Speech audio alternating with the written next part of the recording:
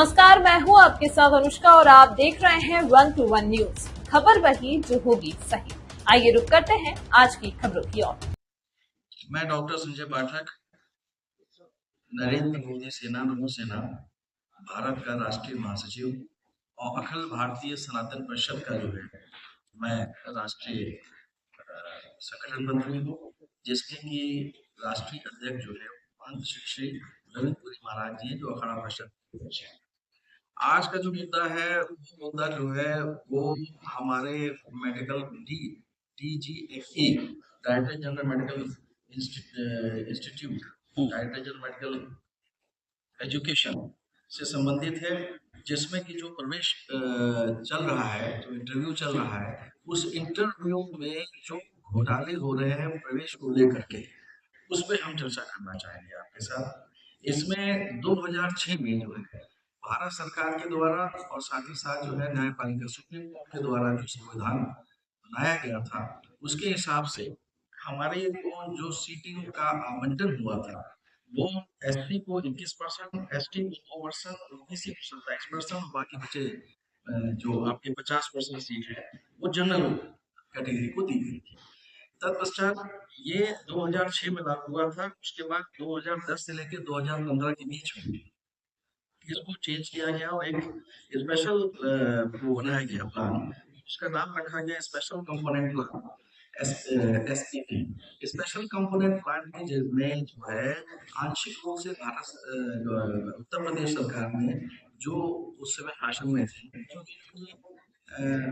इन institutes को स्थापित करने के लिए मदद दी आर्थिक रूप से। अब क्वेश्चन ये उठता है कि क्या जितने भी सरकारी आपके मेडिकल कॉलेज बने हैं, उन मेडिकल कॉलेज को क्या सरकार ने कोशिश नहीं करती है? अगर आपने कोई स्पेसिफिक प्लान बनाया और इसमें आंशिक रूप से उसकी मदद करी, तो सरकार का पूरा उसके ऊपर संरक्षण हो गया। इन लोगों ने उसको बनाने के बाद जो है सारी जो पिछली आपकी सिस्टम्स थे उसको ध्वस्त करते हुए अपने मन से जो है इन्होंने क्या किया कि 70% सीटें जो है वो SC/ST को की, 15% जो है ओबीसी को कर दी और 15% जो है इन्होंने जनरल को किया। इस तरीके से 85% सीटें जो है इन्होंने ST/SC ओबीसी के कोटे में डाली और 15% केवल जो है हमारे जो होनहार सवर्ण कैंडिडेट्स थे उनके पास में थे। अब ये कार्य आपने कैसे किया, जबकि इसमें अवहेलना जो है वो माननीय न्यायालय की भी है और साथ ही साथ भारत सरकार की भी है। तो अब उत्तर प्रदेश में उस समय की सरकार ने अगर ये कार्य किया, वर्तमान में जो भारतीय जनता पार्टी की सरकार यहाँ पर है, तो उसके दौरान इस पे क्या हो रहे हैं और इसके ऊपर आह्वान को डाला जा रहा है और स्पेसिफिक जिसको कहना चाहिए आपका जो ये कंपोनेंट प्लान है, ये इसकी परिभाषा को पूरी तरीके से परिभाषित करे और ये 4 जो इंस्टीट्यूट इन्होंने बनाए हैं मेडिकल के, वो मेडिकल नगर के बहुत जल्द सहारनपुर बनाए। इन 4 में इन्होंने इसको लागू किया है। कल को ये सभी पे लागू कर सकते हैं। अब ऐसे में सबसे बड़ी चीज ये हो जाती है कि रिजर्वेशन के कोटे को क्या हम इस तरीके से चयनित कर सकते हैं?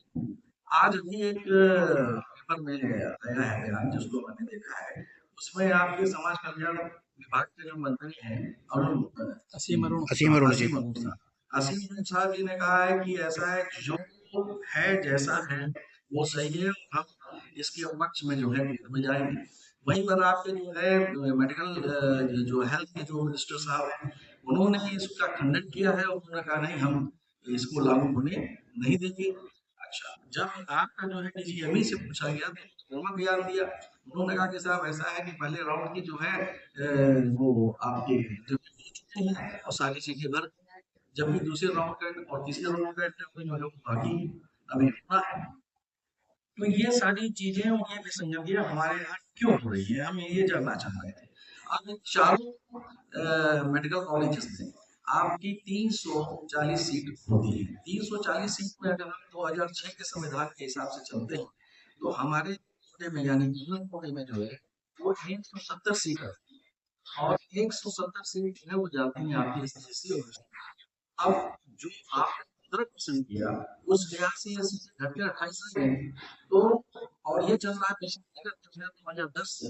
तो 10 साल में हजार होनहार लर्नेड और जिसको कहना चाहिए मेरिटोरियस जो कैंडिडेट्स हैं उनके वो अधिकार से बचे और साथ ही साथ ये न्याय को नहीं।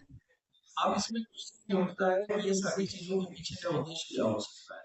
तो इसके पीछे का उद्देश्य सीधी सी बात है कि अगर हमने उत्तर प्रदेश में ओबीसी को अपना वोट बैंक बनाया और हमें माननीय मंत्री श्री किशोर सर और एसटी को हम किस तरीके से अपनी ओर मोल्ड करें, ये ही मेन उद्देश्य होना चाहिए इसके पीछे। और वयोन की राजनीति में आप सारी जिसको कहना चाहिए मानवीय मूल्यों को जो है ध्वस्त कर रहे हैं और उसके साथ साथ राष्ट्र का सबसे सर्वोच्च जो जिसको कहना चाहिए मानक न्यायपालिका, आप उसको नहीं मान रहे, ना न्यायपालिका को मान रहे हैं, ना आपके अपने को ही कोई मान रहे हैं। अब एक ही राज्य में 2 मंत्री अलग अलग बयान दे रहे हैं, इसका क्या मतलब है?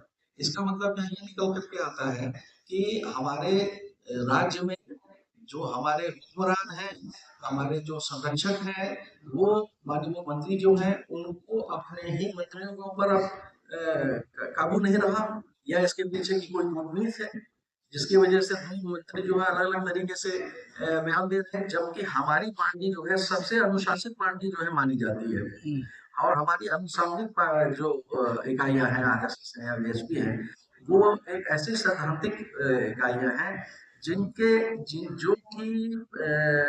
इन सब चीजों के ऊपर पूरी तरीके से ध्यान रखती है। तो इसमें सफर कर रहे उनके लिए आपने क्या सोचा है और क्या ये जस्टिफाइड है कि आप केवल एक व्यक्ति के लिए इस तरह से करें और बाकी के लोगों के लिए आपके पास कोई सॉलिड नीति नहीं है? तो ये भ्रम और जिसको कहना चाहिए निर्देश जो वक्तव्य पीजीएमई ने दिया है कि इसमें वो इंक्वायरी सेटअप करें और इस पे गहन विचार करें, इस जो एग्जामिनेशन जो चल रहा है उसको कैंसिल करें और न्यायपूर्वक जो है कार्यप्रणाली को आगे बढ़ाएं जिसके लिए वो प्रसिद्ध है। तमाम महत्वपूर्ण खबरों को देखने के लिए बने रहिए 1 to 1 न्यूज के साथ। खबर वही जो होगी सही।